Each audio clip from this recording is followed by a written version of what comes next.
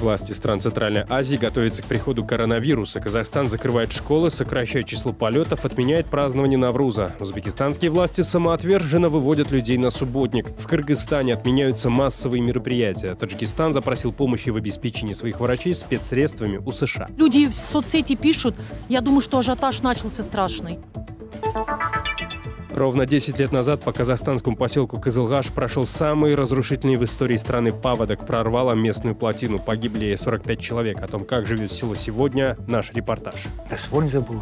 По степи хожу, баран пошел, там тряпку увидишь, там курточка, там обувь детская. Это все вспоминается.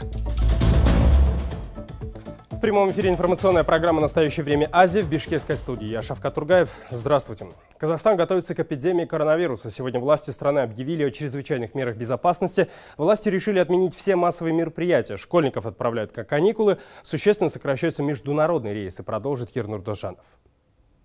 Коронавирус все еще обходит Казахстан стороной. Чиновники уверенно заявляют, случаев заражения в стране пока нет. Но от этого населению не легче. Сегодня власти страны объявили о серьезных ограничениях. С 13 марта запрет проведения массовых мероприятий. Это праздничных, спортивных мероприятий, зрелищных, культурных, массовых мероприятий, проведение конференций, семинаров и выставок другие. Усиленный санитарно-дезинфекционный режим на объектах здравоохранения, образования, массового пребывания и жизнеобеспечения. Самый главный праздник весны, Наурыз, тоже оказался под запретом. Власти отменили все массовые гуляния. Не пройдет в столице страны 9 мая и военный парад в честь 75-летия Победы. Под вопросом даже проведение 18 марта расширенного заседания партии власти Нур-Отан, на котором, как прогнозировалось, должны были приниматься судьбоносные для страны решения. Помимо этого, с завтрашнего дня закрываются все кинотеатры. Власти настоятельно просят отказаться и от проведения свадеб. Ограничением радуются, пожалуй, только школьники. Их с 16 марта отправят на ранние каникулы, а вот студентов переведут на онлайн-обучение. Работу продолжат лишь детские сады.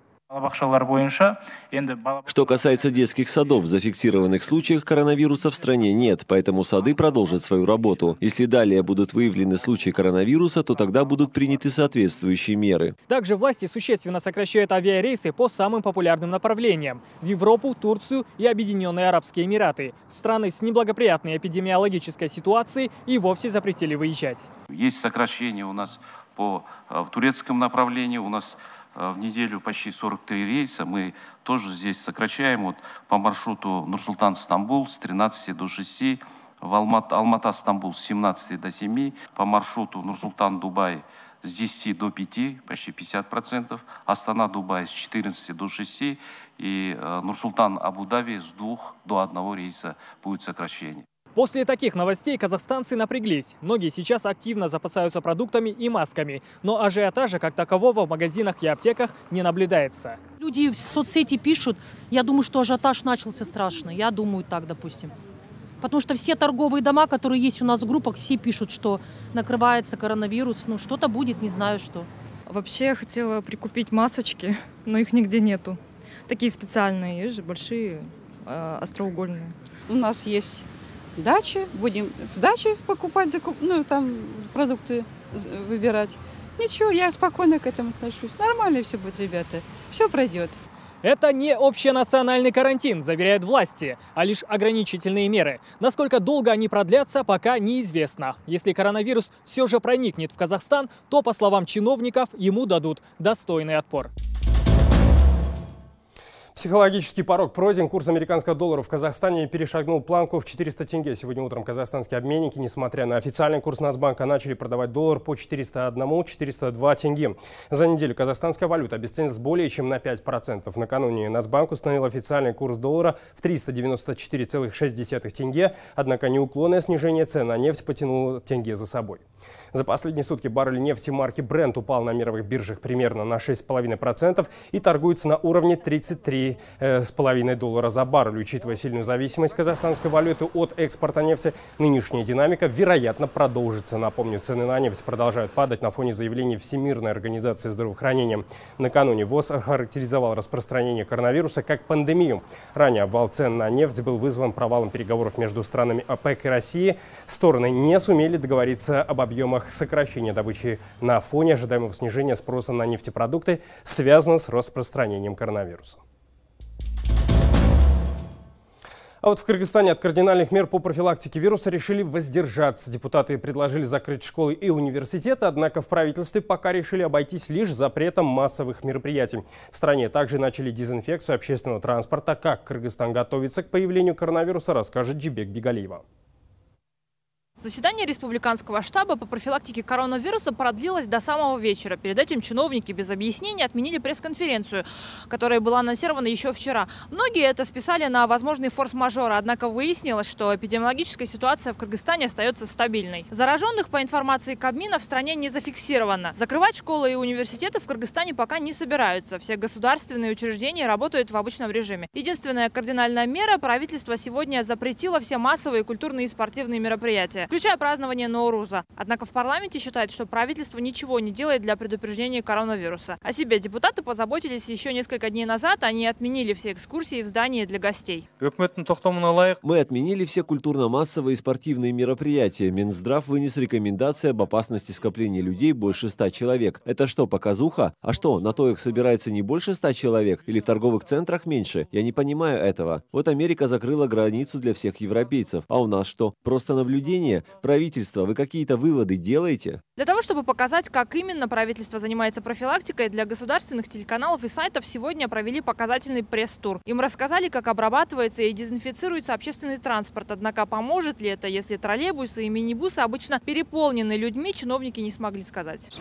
Контроль? Это дополнительные мероприятия для дезинфекции и обработки общественного транспорта. Да, есть такая проблема, как переполненность транспорта. Но мы проводим разъяснительные работы с водителями. Однако наши слова носят исключительно рекомендательный характер. Мы не можем их заставить не брать лишних пассажиров. Кроме общественного транспорта, опасное скопление людей наблюдается в центрах обслуживания населения, в налоговой и других учреждениях. О дезинфекции в таких местах правительство еще не сообщало. Но кыргызстанцев это, по-видимому, беспокоит не очень сильно, потому что, к примеру, в школах не всегда бывает даже обычное мыло. ВОЗ и Агентство по международному развитию США USAID передали Таджикистану средства защиты для медработников. Это медицинские маски, халаты, перчатки и очки, рассказывает Аншир Ванарипов. Объемы помощи незначительны только потому, что сегодня Минздраву Таджикистана больше не нужно. Но сам факт подобного запроса говорит о том, что власти не могут самостоятельно обеспечить своих медиков средствами защиты. И дело, видимо, не в деньгах. Общая сумма помощи составила всего $2600, а в том, что пути получения этих расходников ограничены. В Таджикистане до сих пор коронавируса нет, но страна входит в список госдепов, в который внесены не только государства, где обнаружено заболевание, но и те, где риск распространения инфекции крайне высокий. В агентстве США по развитию отметили, что в случае необходимости будут новые поставки. США выделила $37 миллионов для помощи в борьбе с коронавирусом. Таджикистан, конечно, получит часть этих денег, но мы пока не знаем, сколько это будет. Эта помощь только начало. Вчера после объявления ВОЗ пандемии правительство США готово выделить ресурсы, но мы не знаем сумму помощи. Гуманитарная помощь на складах не задержится, говорят в Минздраве Таджикистана. Средства защиты распределят по инфекционным больницам страны, то есть в карантинные зоны уже в ближайшие дни. Мы должны готовиться на будущее. Вы видите, что от партнеров по развитию мы получаем гуманитарную помощь. Со стороны правительства Таджикистана также выделяются средства на закупку медицинской одежды и прочего медицинского оборудования. Порядка 320 человек в Таджикистане сейчас находятся в карантине. Всего через инфекционные больницы страны прошло более 1500 человек. Анушер Ванарипов, Насим Исамов. Настоящее время, Азия. А в Узбекистане, несмотря на объявление пандемии коронавируса, в эти выходные собираются провести благотворительный хашар. Это субботник. Он приурочен к празднику Навруз. Соответствующее распоряжение издал Кабмин республики. В рамках всенародного хашара узбекистанцы займутся благоустройством и озеленением территорий. Правительство на этот раз из-за риска для жизни людей запретило проводить ремонтно-строительные работы и уборку участков вдоль магистралей и прибрежных зон. Госслужащим рекомендовано по собственной инициативе перевести сумму дневной зарплаты в фонд Махала, откуда собранные средства пойдут на благотворительность. Узбекистанские СМИ не сообщают, сколько людей выйдут на субботники, однако несколько лет назад в преддверии общенародного хашара власти заявляли, что благоустройством займутся 18 миллионов граждан. Это все трудоспособное население республики. Насколько власти Кыргызстана и других стран Центральной Азии готовы вести эффективную борьбу с коронавирусом, об этом мы поговорим со специалистом по доказательной медицине. У нас в гостях Бермет Барыктабасова. Госпожа Барыктабасова, здравствуйте. Распространение коронавируса по миру растет, но до стран Центральной Азии и, в частности, до Кыргызстана вирус еще не добрался. Сможем ли мы ему противостоять, если это случится? Знаете, действительно, распространение вируса очень интересно, если вот слушать новости, как он распространяется. Вот уже сейчас говорится, что более 100 стран в мире уже имеют случаи заражения, да, коронавирусом, и смертельные случаи тоже. До Центральной Азии, как видим, еще коронавирус не дошел. Допустим, вот вопрос звучит так, да, коронавируса нет или мы его не видим, и что будет, если коронавирус все-таки дойдет до нашей страны. Ну, здесь разные варианты и прогнозы.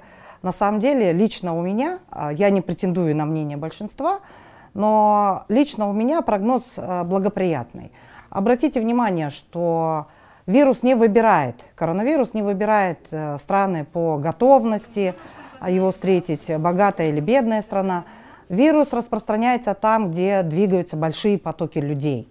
То есть это мегаполисы, это многомиллионные страны, где ежедневно проходят большие потоки людей через метро, через другие какие-то скопления, аэропорты и так далее. У нас страна гораздо меньше, в разы даже Ухани там, или Токио, или Москвы той же. В Италии много, больше 60, да, миллионов населения, ну и так далее. То есть мысль понятна. Даже если вирус придет в страну, он, скорее всего, не будет иметь таких масштабов распространения. Причем, обратите внимание, что страна компактная, и при этом все равно регионы разделены путями сообщения, и эти пути сообщения не такие массовые. То есть самое большое скопление людей это в столицах, в Южной и Северной, да, в Бишкеке, естественно, больше всего населения. И при этом вы спрашиваете, сможет ли государство, правительство, система здравоохранения ответить на распространение коронавируса. Ну, на профилактику, да, в смысле, да. Сможет ли профилактические меры оказать.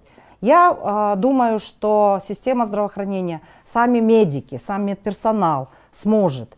То есть есть такое расхожее, ну, поговорка такая, что про бурлаков на Волге, что этот стон у нас песней зовется.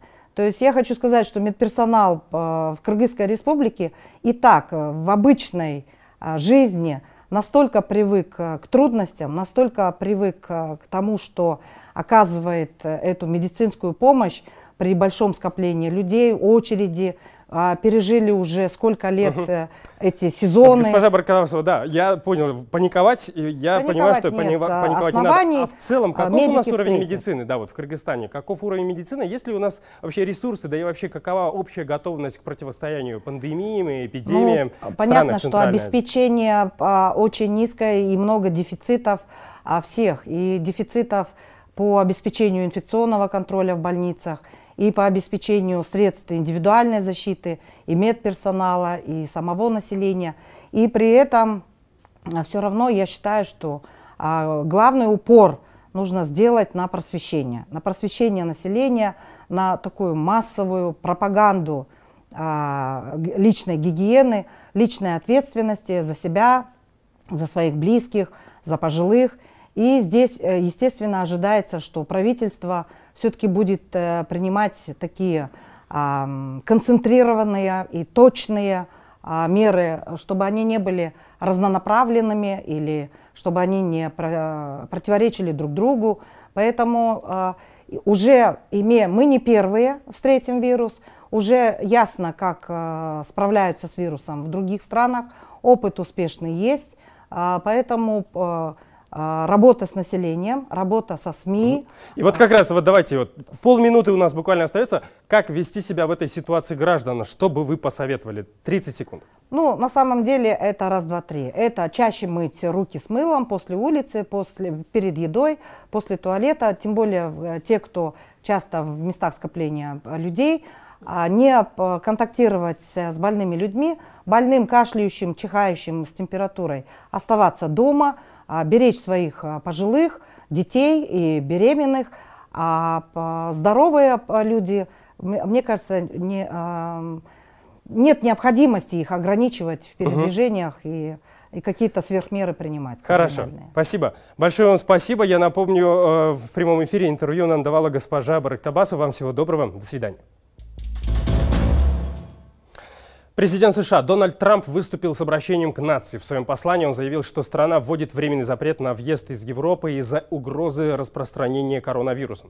С завтрашнего дня все поездки из европейских стран приостановят на 30 дней. Запрет не касается Великобритании. Дональд Трамп признал серьезность коронавируса, назвал его ужасной инфекцией и заявил, что американцы должны сократить поездки, в которых нет необходимости. Трамп назвал коронавирус иностранным вирусом и подверг критике европейские государства за то, что, по его мнению, они не предприняли решительных действий по ограничению распространения инфекции на континенте. На сегодняшний день в США зафиксировали более 1200 случаев заражения коронавирусом. Смотрите далее в нашей программе. Ровно 10 лет назад по казахстанскому поселку Кызылгаш прошел самый разрушительный в истории страны паводок. Прорвало местную плотину. Погибли 45 человек. О том, как живет село сегодня, наш репортаж. Да спорь забыл. Вот по степи хожу, баран пасу, там тряпку увидишь, там курточка, там обувь детская. Это все вспоминается. Вы смотрите программу «Азия». Госдепартамент США опубликовал ежегодный доклад по правам человека за 2019 год. В Центральной Азии наблюдаются небольшие положительные сдвиги, но в целом ситуация печальная. Дарья Тимофеева продолжит.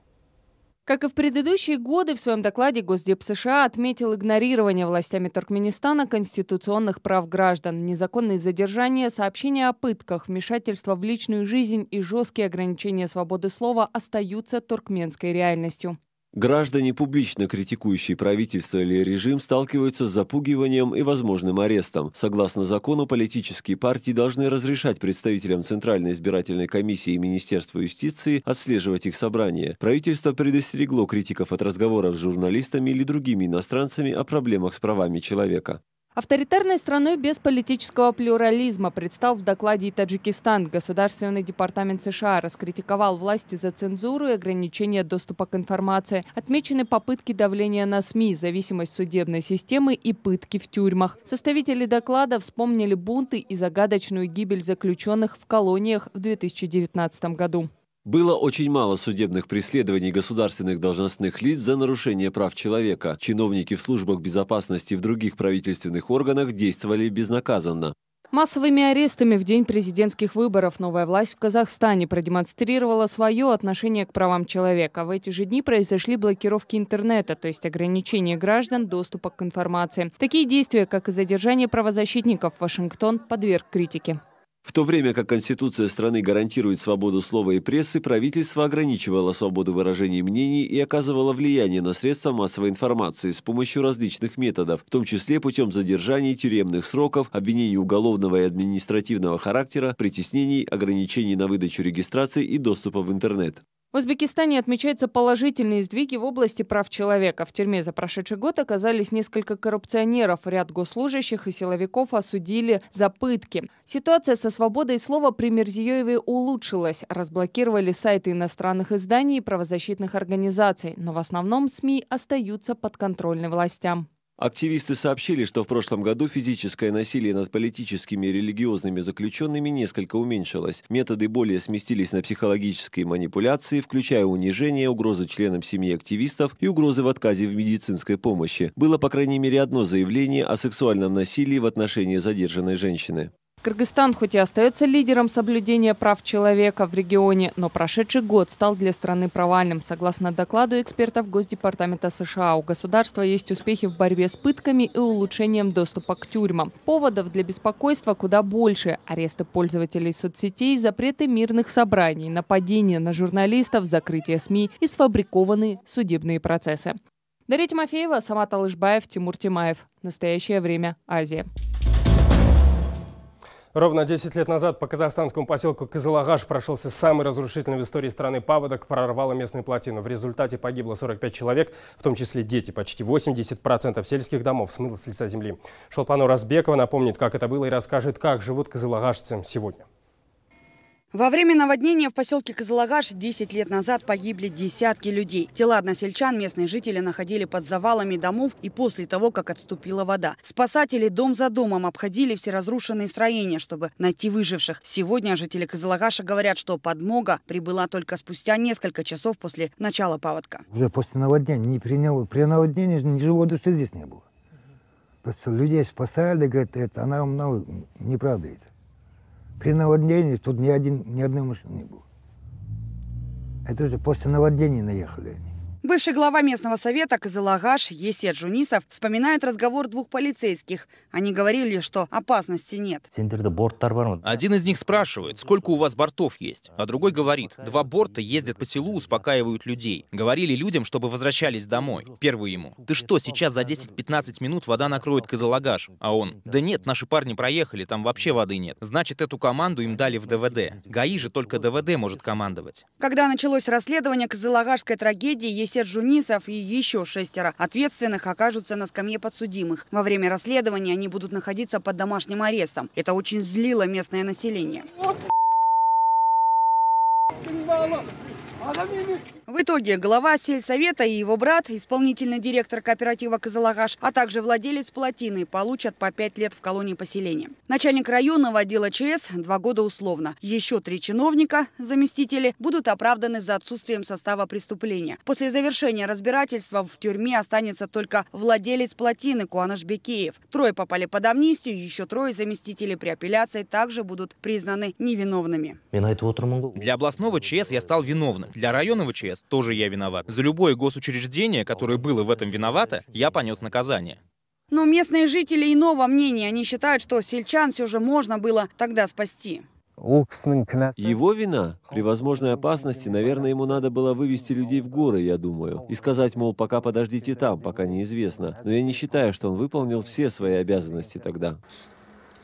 У Онласынжа Капековой в той трагедии погиб муж. Мужчина успел попуткой отослать из села жену и дочь, а сам сыном остался помогать односельчанам. Позже вместе с водителем проезжающего КАМАЗа отправил и сына. Его же самого смыло 4-метровой волной. Каждый год кызылагашцы проводят поминальные обеды. Вот будем проводить поминальный обед к 10-летию после смерти. Не забудем. Еще в памяти его слова, его облик. Как вспоминают, так тяжело становится. Совсем молодой, всего 52 года было. Очень сожалею. Думаю, может, надо было настоять, чтобы он с нами уехал. Но он всегда помогал людям. Даже по прошествии стольких лет тот день до сих пор напоминает о себе, говорят кызылагашцы. Вещи, которые смыло волной, до сих пор можно найти в степи возле села. До сих пор не забыла. Вот по степи хожу, баран пасу своих.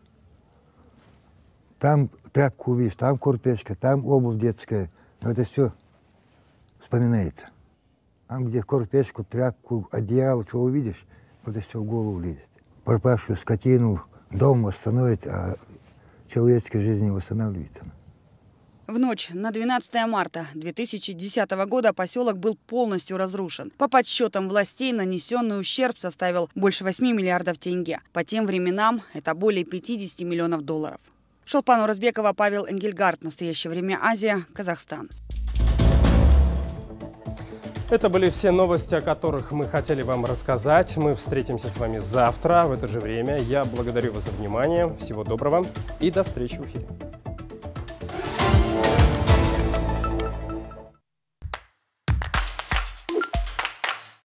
Активисты требуют от молдавского парламента признать состояние экологического кризиса в стране и запустить план действий по сокращению загрязнений.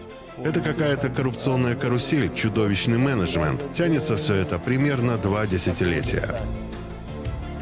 И история о том, как молодые музыканты устроили концерты классической музыки в домах престарелых. Они вывели новый вид людей, homo proletarius.